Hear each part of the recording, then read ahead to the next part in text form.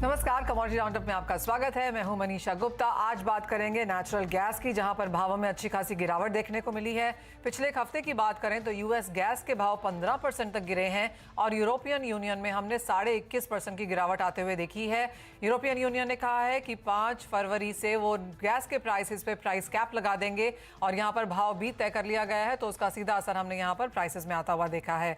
साथ ही बात करेंगे सोने चांदी की, जहां पर गिरावट अब भी जारी है। $1800 प्रति आउंस के लेवल्स यहां पर सोना नहीं होल्ड कर पा रहा, लेकिन क्या ये खरीदारी के अच्छे मौके हैं, जानने की कोशिश करेंगे। साथ ही देखेंगे ऑयल मील के एक्सपोर्ट नंबर्स को, जहां पर हमने एक नंबर बढ़ता हुआ देखा है। इन सब पर बात करने के लिए हमारे साथ जुड़े हैं आईएफएल सिक्योरिटीज के अनुज गुप्ता, मोतीलाल ओसवाल के Kishore Narne, India bullion and jewellery association के सेक्रेटरी सुरेंद्र मेहता और solvent extractor association of India के ईडी डॉक्टर बीवी मेहता। और शुरुआत हम खाने के तेलों से ही कर लेते हैं। आज का दिन इंपॉर्टेंट इसलिए भी है क्योंकि आज आखिरी दिन है डेडलाइन का और अभी तक हमने सरकार की तरफ से कोई नोटिफिकेशन आता हुआ नहीं देखा, क्योंकि जो 1 साल की मियाद थी कि 21 दिसंबर 2022 को जो खत्म हो जाती थी, जो कि कल हो जाएगी, तो अभी तक बाजार को उसका भी इंतजार है। उसके बारे में तो बात करेंगे, लेकिन डॉक्टर मेहता, उससे पहले सोया मील के जो एक्सपोर्ट नंबर्स हैं, जो कि काफी बेहतरीन नजर आते हैं, क्या एनालिसिस है एज एन एसोसिएशन आपका? देखिए, 2 चीजें नई जो हुई है। एक तो रेपसीड मिल का जो एक्सपोर्ट हुआ, इस वक्त द हाईएस्ट 8 महीने में 14 लाख टन हो गया और मेरे को लग रहा है कि भाई by 31 March will be exporting the record quantity of 18 lakh ton. उसका रीजन है जो प्राइस डिफरेंस है, जो ओरिजिन कैनेडियन ओरिजिन और यूरोपियन ओरिजिन के रेपसीड मिल और इंडियन रेपसीड मिल में कम से कम $70 का डिफरेंस है। मोस्ट एट्रैक्टिव प्राइस है और मेजर मार्केट कहाँ है? कोरिया, ताइवान, इंडोनेशिया, थाईलैंड, वो सारे मार्केट जहां हमको एक लॉजिस्टिक एडवांटेज है। वो 10 दिन 12 दिन में पहुंच रही है, डबल डिस्चार्ज कर रहा है, फ्रेट सस्ता हो गया और एक सबसे बड़ा एडवांटेज है, रूपी डेप्रिसिएशन हो गया, तो उसके लिए पूरा बढ़ावा मिला है। तो एक तो रेपसीड मिल का, बाकी रहेगा सोयाबीन मिल। सोयाबीन मिल में अब तक जो लास्ट 2 मिनट की पहली बात करूं तो we are totally out price, but now the soybean price नीचे आ रही है तो मिल प्राइस भी नीचे आ रही है। लोकल मार्केट में कोई 41,000 रुपये है, तो उसकी वजह से पैरिटी में है अभी। तो इंडिया के पास after meeting the local demand काफी सरप्लस होगा, क्योंकि लास्ट ईयर का क्रॉप था 120 lakh, 10 lakh carry forward, 130 lakh ton का अपना टोटल अवेलेबिलिटी थी। सोइंग क्रश सोइंग और बाकी सब निकाल दे, फिर भी 100 लाख टन आपके पास है जो क्रशिंग के लिए। लोकल डिमांड सोयाबीन मिल की ये भाव पे 55 से 60 लाख से ज्यादा नहीं है। आपके पास कम से 20 से 25 लाख टन सोयाबीन एक्स्ट्रा है जो आपको एक्सपोर्ट करना जरूरी है। तो इसके लिए और अभी जो पैरिटी बैठी है उसके वजह से काफी मार्केट में नया बिजनेस हो रहा है और खास करके सोयाबीन मिल में। ऐसा ही है राइस ब्रान के लिए बांग्लादेश भी ले रहा है, वियतनाम भी ले रहा है rice bran extraction. Castor meal regularly as a natural fertiliser को ताइवान कोरिया बाय कर रहे हैं। तो ये साल जो अभी तक 24 लाख नवंबर तक जो एक्सपोर्ट हुआ है, जो वैल्यू है रफली अबाउट 5 या 600 करोड़। मेरा अनुमान है कि 31 मार्च तक में again will set a new record of exporting. I won't be surprise जो 24 लाख अब तक हो 40 लाख टन हो जाएगा और वैल्यू वाइज 11 से 12 हजार करोड़ की वैल्यू हो जाएगी। तो that is supporting the domestic farmer also. अगर तेल के दाम नीचे गिरे तो मिल के दाम ऊपर है, तो उसके वजह से बैलेंस ही हो जाता है। तो एक अच्छी निशानी है कंट्री के लिए कि फिर से ही जो आज से 7-8 साल पहले हम 35-40 लाख एक्सपोर्ट करते हैं, again will back to that track.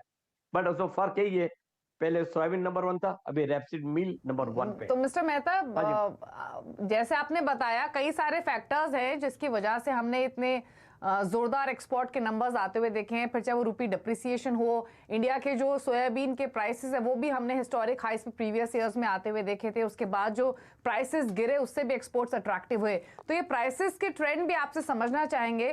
फिलहाल प्राइसेस क्योंकि अट्रैक्टिव हैं इसीलिए एक्सपोर्ट्स को भी सपोर्ट मिला है काफी जोरदार तरीके से। प्राइसेस का ट्रेंड किस रेंज में रह सकता है, क्या व्यू प्राइसेस को लेकर है?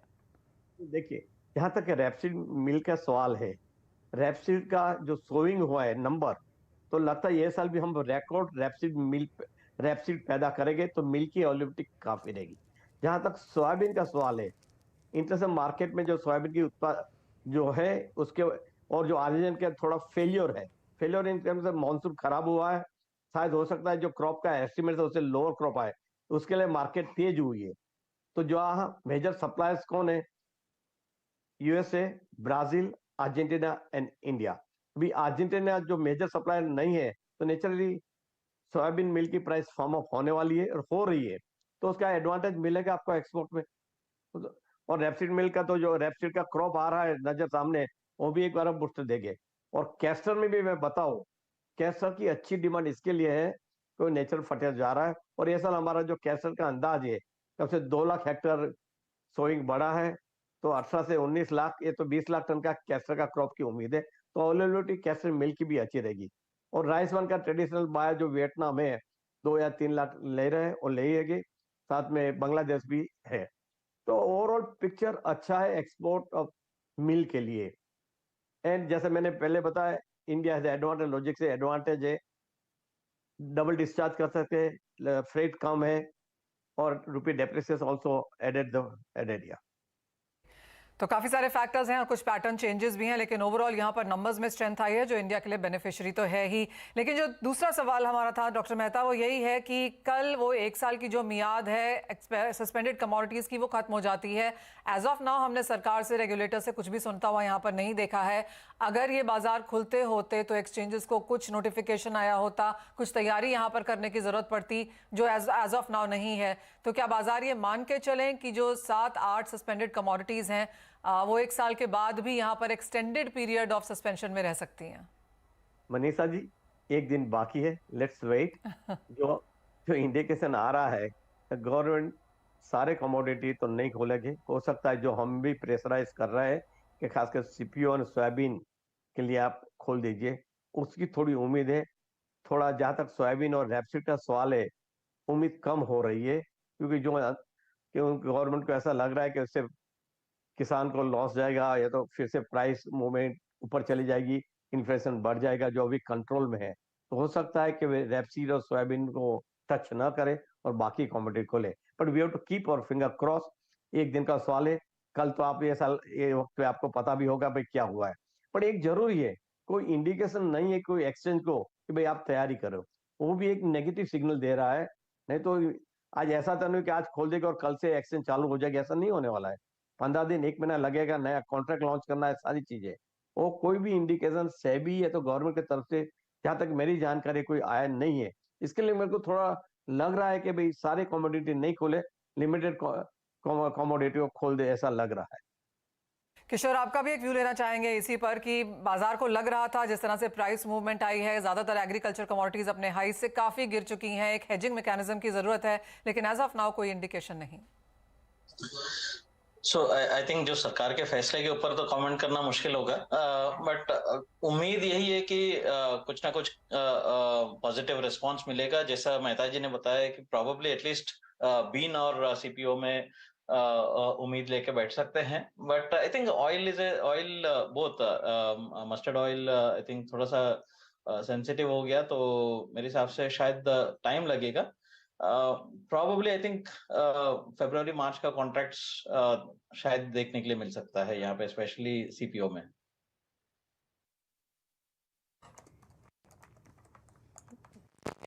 चलिए देखना होगा। फिलहाल 1 साल तो 20 दिसंबर आज है, पिछले साल 20 दिसंबर को ही 7 कमोडिटीज पर बैन लगा था। अब फरवरी माह से, जैसा किशोर कह रहे हैं, एक्सपेक्ट कर सकते हैं कि कुछ डिसीजन यहाँ पर लिया जाए। लेकिन मिस्टर मेहता, शुक्रिया आपका आप आए शो में और इस मुद्दे पर, ऑयल मिल के एक्सपोर्ट के नंबर्स पर और आगे के आउटलुक पर चर्चा करने के लिए। लेकिन एग्री कमोडिटी स्पेस में ही एक बार नजर डालेंगे, और आज के सेशन में इंटरेस्टिंग है कि अगर आप स्पाइसेस का पैक देखेंगे, जहां पर हमने काफी बाइंग इंटरेस्ट देखे, आज टर्मरिक 3% ऊपर है, लेकिन धनिया में लोअर सर्किट लगा हुआ है। अनुज, आपका व्यू इन दोनों ही कमोडिटीज पर? दिवाली जी, गुड मॉर्निंग। देखिए, काफी समय से हम अवेट कर रहे थे कि टर्मरिक के अंदर मोमेंटम देखने को मिलेगा, और टर्मरिक में जो मोमेंटम है वो लौटता हुआ दिखाई दिया है। क्योंकि अगर आप देखेंगे तो जिस तरीके से हम एक मौसम में चेंज देख रहे हैं, तो एक्सपेक्टेड है कि टर्मरिक की जो अराइवल है वो थोड़ी कम रह सकती है, तो उसकी वजह से एक अपसाइड मोमेंटम हमने टर्मरिक में देखा है। वहीं अगर आप देखेंगे तो जीरा में भी 28,000 के लेवल, ऑलमोस्ट हाई लेवल के आसपास आते हुए दिखाई दिए हैं। वहीं अगर आप देखेंगे कोरिएंडर में थोड़ी सी गिरावट देखने को मिली है। बट हाँ, मुझे लगता है कि जो हम एक्सपेक्ट कर रहे हैं कि जीरा और टर्मरिक अगेन आपको अपसाइड मोमेंटम दिखाएगा वो यहाँ पर कंटिन्यू होता हुआ दिख रहा है। तो मसालों में अभी जो हॉट कमोडिटी है वो जीरा और टर्मरिक ही है, जो हमें लगता है कि अभी और आगे अपसाइड मोमेंटम में जा सकता है, जिसमें टर्मरिक हमें लगता है कि जल्दी ही आपको 8,800 से लेकर 9,000 तक के लेवल को छूता हुआ दिखाई देगा। ओके, तेजी बरकरार है और 3% की तेजी टर्मरिक की आपकी यहाँ पर स्क्रीन पर। अनुज, इसके अलावा गुआर के क्या लेवल्स बन सकते हैं यहाँ पर, क्योंकि जिस तरह की तेजी के साथ हम ये साल खत्म कर रहे हैं, क्या हम वो मिरर होता हुआ देखेंगे? एटलीस्ट अगर फर्स्ट हाफ की बात करें 2023 की, तो क्या व्यूज हैं? देखिए मनीषा जी, मुझे लगता है कि अगर आप ग्वारसीड ग्वारगाम को देखेंगे तो लोअर लेवल पे काफी सस्टेन हुआ है। अगर हम लेवल वाइज देखें तो 5,800 5,700 काफी स्ट्रॉन्ग सपोर्ट ग्वार ने मेंटेन किया है। वहीं अगर आप ग्वारगाम की बात करेंगे तो करीबन 12,000 के आसपास काफी स्ट्रॉन्ग सपोर्ट मार्केट ने लिया है। कल भी हमने एक अच्छी खासी रिकवरी उन सपोर्ट लेवल से आती हुई देखी है। तो मुझे लगता है कि अभी ग्वारसीड ग्वारगाम ने एक बॉटम बना लिया है। जिस तरीके से एक्सपोर्ट डिमांड गम की बढ़ती हुई दिखी है, तो मुझे लगता है कि अभी अपसाइड मोमेंटम यहाँ पे कंटिन्यू रहेगा। हालांकि हायर रेंज पर भी थोड़ा रेजिस्टेंस है, बट जिस तरीके से लोअर लेवल से रिकवरी देखी तो मुझे लगता है कि अगले साल का जो पहला क्वार्टर रहेगा उसमें आपको अच्छा खासा मोमेंटम ग्वारसीड ग्वारगाम में देखने को मिलेगा। और एक्सपेक्टेड है कि ग्वारसीड आपको अगेन 6,500 तक के लेवल और ग्वारगम में 13,500 तक के लेवल देखे जा सकते हैं। तो कहीं ना कहीं एक्सपोर्ट डिमांड से और लोकल डिमांड से काफी हद तक सपोर्ट आता हुआ दिख रहा है। तो फिलहाल हमें लगता है कि जो पहला क्वार्टर रहेगा उसमें आपको अगेन एक अपसाइड मोमेंटम ग्वारसीड ग्वारगम में देखने को मिलेगा।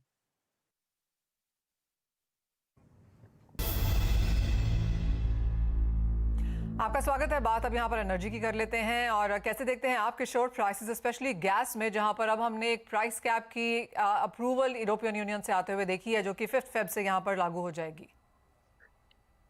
Manisha, basically European gas prices जो कॉन्ट्रैक्ट ट्रेडेड है एमसीएक्स पे, उस पर ज्यादा असर नहीं पड़ता है, बिकॉज हम यूएस गैस ट्रेड करते हैं।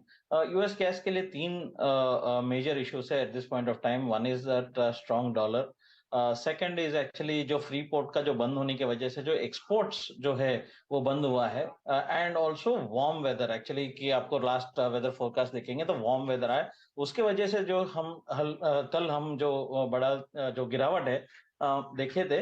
बट आई थिंक आज जो यूरोपियन जो न्यूज के वजह से थोड़ा बहुत सेंटिमेंटली इंट्राडे एक पुल बैक आ सकता है, बेसिकली कल का फॉल के बाद।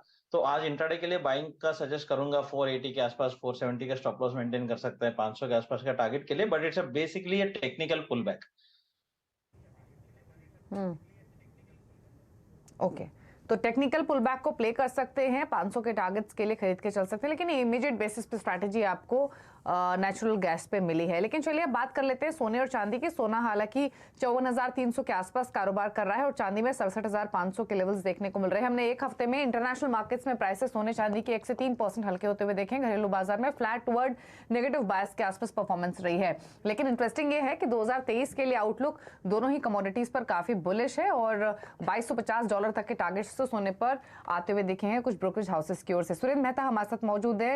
मिस्टर मेहता, नमस्कार, स्वागत है आपका। तो पहले तो एक आउटलुक गोल्ड पर के प्राइसेस पर ही आपसे लेना चाहेंगे कि आप कहां देखते हैं प्राइसेस, और जो ये थोड़े से नीचे आए हैं रीसेंट हाई से, क्या इसे खरीदारी के मौके के तौर पे देखना चाहिए या प्राइसेस थोड़ा और हल्के हो सकते हैं इन लेवल से?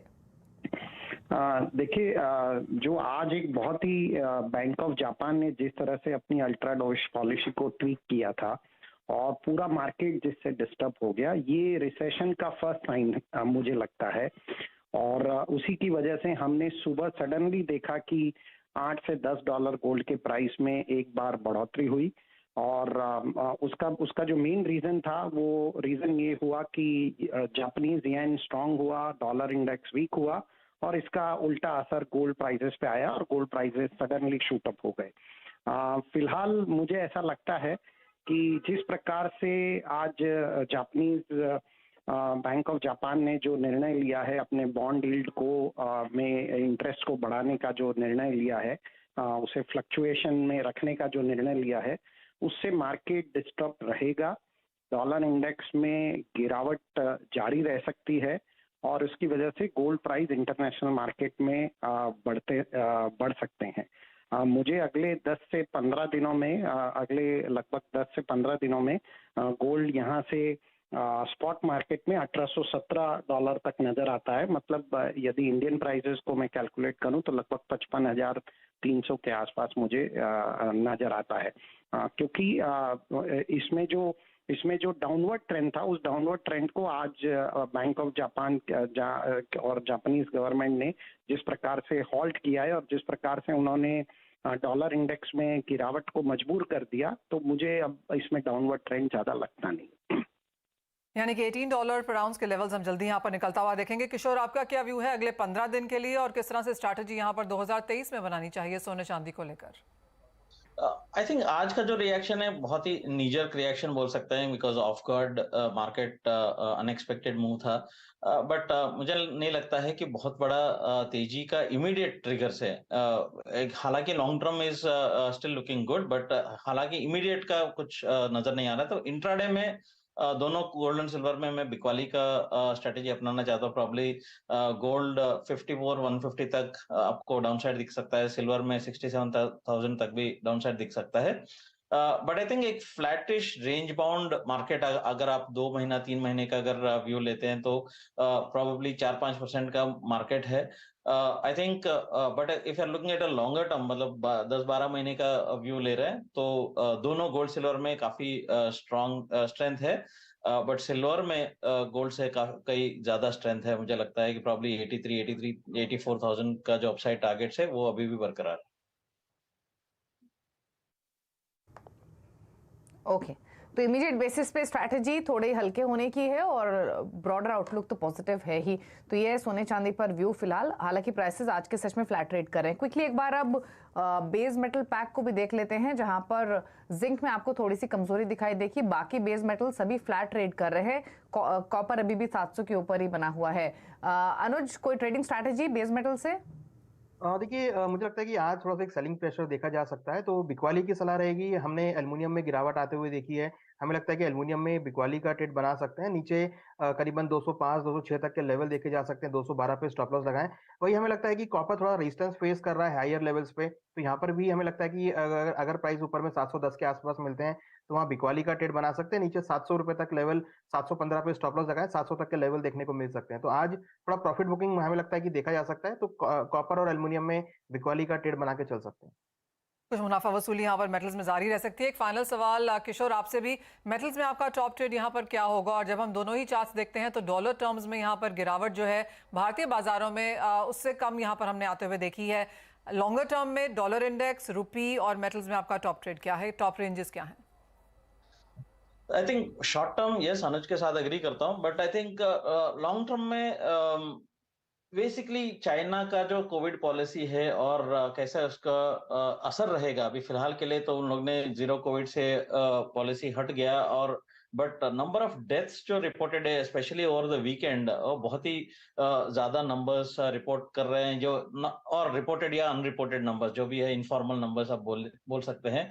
तो कहीं ना कहीं अगर वो पॉलिसी अगर फ्लो बैक होता है और लॉकडाउन वापस आ जाता है तो मेटल्स में थोड़ा बहुत अगर जनवरी फरवरी के लिए भी डाउनसाइड हो सकता है, बट अदरवाइज फंडामेंटली कॉपर काफी स्ट्रांग है।